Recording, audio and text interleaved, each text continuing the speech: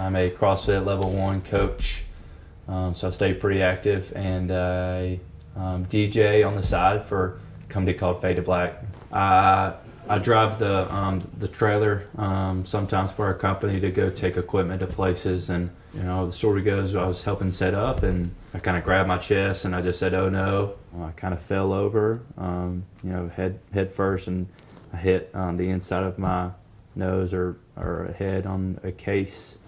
I kind of fell to the ground, and it happened in seconds. He was like, the ambulance was there and you were gone.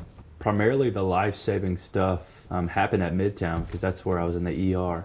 Odds weren't looking good, and he said I had, there were probably 3 options when he came out and talked to my family, and he said he might not make it in the next 5 minutes, or he'll make it overnight, might not make it tomorrow, or he'll make a full recovery.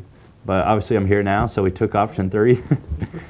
Someone had mentioned to Brad and me, hey, can we please get together and pray for Evan? And we were like, well, yeah. And so this was basically as you were being ready to be airlifted to Atlanta.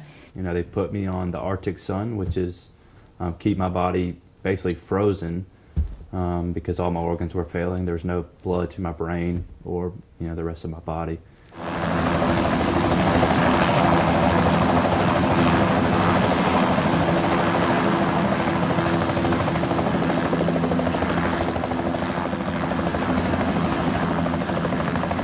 I think my mom or dad were obviously the first ones to tell me that there was something with my heart, and I'm like, my heart? We don't have any family history. I've never had any problems.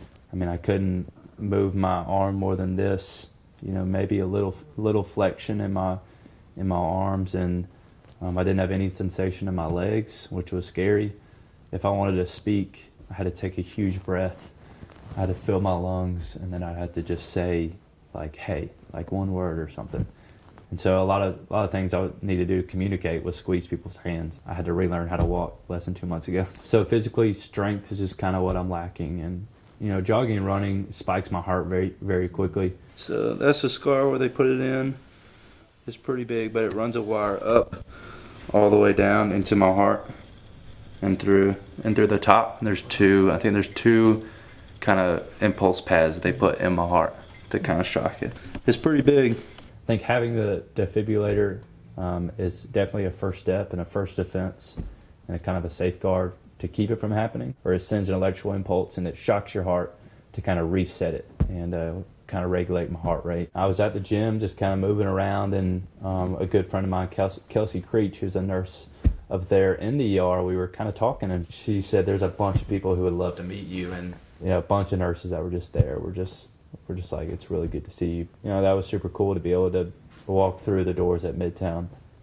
And I think that just shows testament to the kind of people that work there and the administration that's there and the leadership that they have at Midtown. And you want to make sure that, your family, your friend that's being taken care of is their number one priority. And I think they did that to the T. People were crying about you. I think that just shows the kind of people.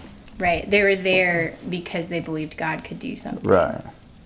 And he did. He did. That is crazy. To be able to walk through the doors at Midtown, and same with Emory, to be able to walk through the same halls that I was pushed through.